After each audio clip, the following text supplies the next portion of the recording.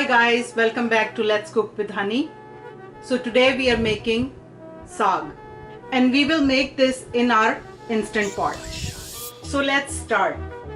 So we will turn our saute button on.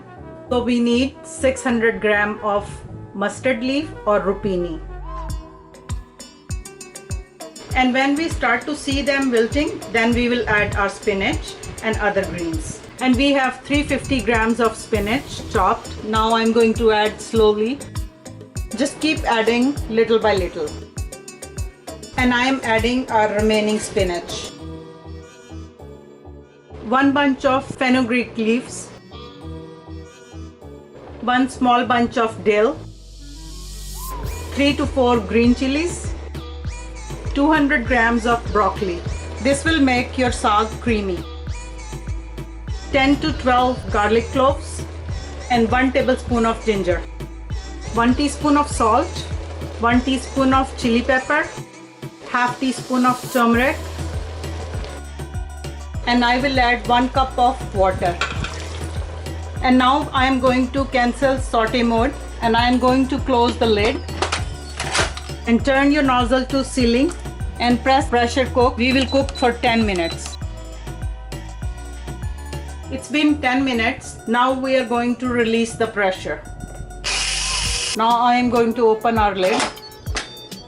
Yeah, our spinach is cooked. Now we are going to press cancel and start saute mode again. We will leave it on saute mode because we want to dry this water. As you can see, water is almost evaporated. Now I am going to add 2 tablespoons of maize flour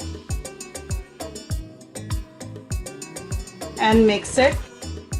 We will keep cooking for a little bit more. Okay, I'm turning our instant pot off. Our instant pot is off now. I just want to grind our saag right now with a hand blender.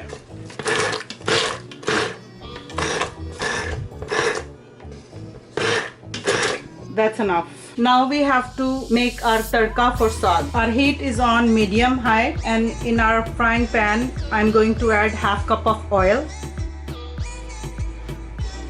1 teaspoon of cumin seed. We will fry for a little bit. 1 teaspoon of chopped garlic. 1 teaspoon of chopped ginger.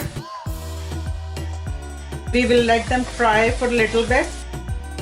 I will add finely chopped 1 medium onion.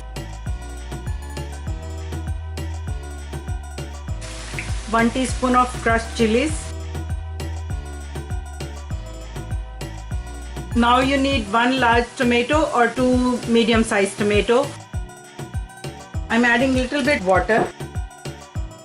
Now I am going to add our cooked saag into our tadka.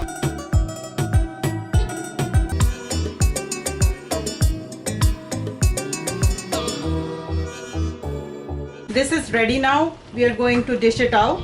I'm going to give another tadka with desi ghee on top of our saag. So you don't have to do this. This is just an extra step to enhance the appearance of the saag and it will add extra flavor to our saag. So I am adding 1 to 2 tablespoons of desi ghee. If you don't like desi ghee, you can use, instead of desi ghee, you can use butter.